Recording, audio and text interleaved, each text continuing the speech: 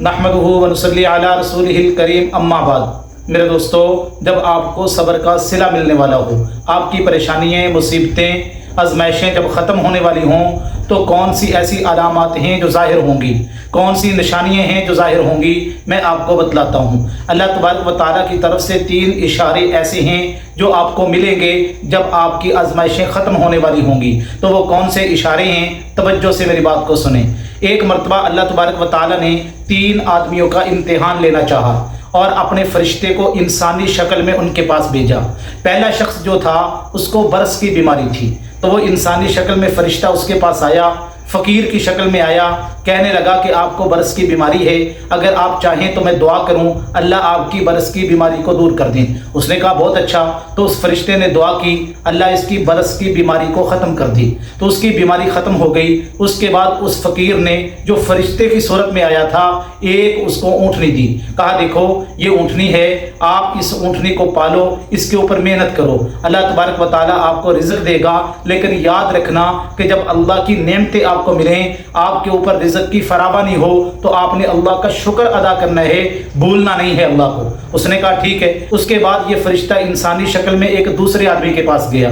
وہ آدمی جو تھا وہ گنجا تھا، یعنی اس کے سر کے اوپر بال نہیں تھے۔ تو اس نے کہا دیکھو اگر آپ چاہیں تو میں اللہ تبارک و تعالیٰ سے دعا کروں آپ کے سر کے اوپر بال آ جائیں۔ اس نے کہا بہت اچھی بات ہے۔ تو فرشتے نے دعا کی، اس کے سر پہ بال آ گئے، تو اس کو اس فرشتے نے ایک گائے دی، کہا دیکھو اس گائے کی خدمت کرنا، اس کے اوپر محنت کرنا۔ اللہ تبارک و تعالیٰ جب آپ کو نعمت دیں، مال دیں، تو اللہ کو بھولنا نہیں ہے، اللہ کا شکر ادا کرنا ہے۔ اس نے کہا بہت اچھے۔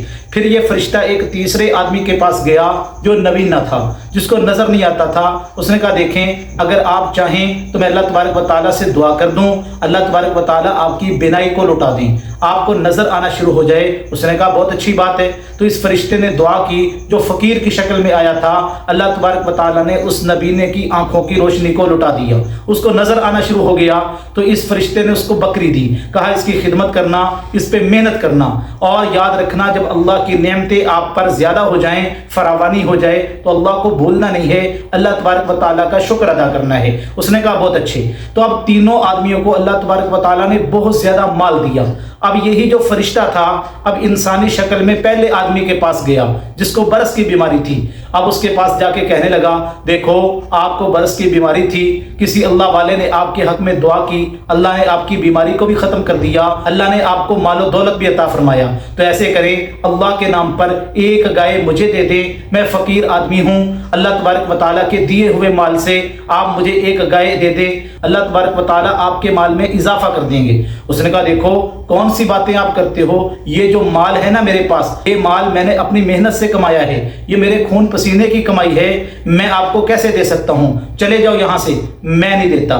اب یہ جو فرشتہ تھا فقیر کی شکل میں آیا تھا، اس نے بد دعا کی، یا اللہ یہ جس حالت میں پہلے تھا نا اس کو اسی حالت میں لوٹا دی، تو وہ اسی حالت میں دوبارہ لوٹایا۔ پھر یہ فرشتہ گنجے کے پاس گیا، اس سے بھی یہی کہا، تو آپ ایسے کریں اس دیے ہوئے مال میں سے ایک اونٹنی مجھے دے دیں۔ اس نے کہا میں کیسے دے دوں، یہ تو میرے آباء و اجداد کی محنت کی کمائی ہے، یہ تو مجھے وراثت میں ملی ہے، آپ کیسی باتیں کر رہے ہیں، یہاں سے چلے جائیں۔ تو اب فرشتے نے دعا کی، یا اللہ یہ جس حالت میں پہلے تھا اسی حالت میں اس کو دوبارہ لوٹا دے۔ پھر یہ فرشتہ اس اندھے کے پاس گیا جو نبینا تھا، اسے کہنے لگا دیکھو مجھے ایک بکری دے دو، آپ نبینا تھے، اللہ نے آپ کو آنکھیں دی، تو اللہ کے دیے ہوئے مال میں سے ایک بکری مجھے دے دو۔ وہ جو نبینا آدمی تھا اس نے کہا آپ نے بالکل سچ کہا، میں نبینا تھا، میرے اللہ نے مجھے آنکھیں دی، میرے اللہ نے مجھے آنکھوں کی روشنی دوبارہ لوٹا دی، میرے اللہ نے مجھے مال دیا ہے، یہ پہاڑوں کے درمیان جتنی بھی بکریاں ہیں یہ اللہ کا دیا ہوا مال ہے، آپ جتنی بکریاں چاہیں اس میں سے لے لیں۔ تو وہ فرشتے نے کہا یا اللہ اس آدمی کے مال میں مزید برکت عطا فرما۔ تو اس واقعے سے ہمیں یہ سبق ملا کہ ان 2 آدمیوں نے اللہ تبارک و تعالیٰ کی نعمتوں کی ناشکری کی، اللہ نے ان کو دوبارہ اسی حالت میں لوٹا دیا جس حالت میں وہ پہلے تھے۔ یہ جو ایک آدمی تھا اس نے اللہ کی دی ہوئی نعمتوں پر اللہ کا شکر ادا کیا، اللہ نے اس کی نعمت نعمت کے اندر اضافہ کر دیا۔ اور اللہ خود کہتے ہیں لئن شکرتم لازیدنکم، اگر تم میری نعمتوں پر میرا شکر ادا کرو گے میں اپنی نعمتوں کو تمہارے اوپر زیادہ کر دوں گا۔ تو میرے دوستو، آزمائشیں، پریشانیاں یہ اللہ کی طرف سے انسان پر آتی ہیں، لیکن انسان کو کیا کرنا چاہیے؟ اگر انسان پر آزمائش آ جائے تو اسے صبر کا دامن نہیں چھوڑنا چاہیے۔ جو بندہ آزمائش پر صبر کرتا ہے اللہ کی مدد اس بندے کے ساتھ ہوتی ہے۔ تو جب آزمائشیں ختم ہونے والی ہوتی ہیں تو پہلا اشارہ جو اللہ کی طرف سے انسان کو ملتا ہے، انسان کے دل میں یقین اور بھروسہ، اللہ پر توکل یہ زیادہ ہو جاتا ہے۔ اللہ تبارک و تعالیٰ پر انسان یقین حد درجے پر کرنے لگ جاتا ہے۔ حضرت ابراہیم علیہ السلام کو آپ دیکھیں، جب ان کو آگ میں ڈالا جانے لگا تو انہوں نے کیا کہا تھا؟ حسبنا اللہ و نعم الوکیل نعم المولا و نعم النصیر، میرا اللہ ہی میرے لیے کافی ہے اور یہ سارے کے سارے منظر کو میرا رب دیکھ رہا ہے، میرا اللہ مجھے ضرور بچائیں گے۔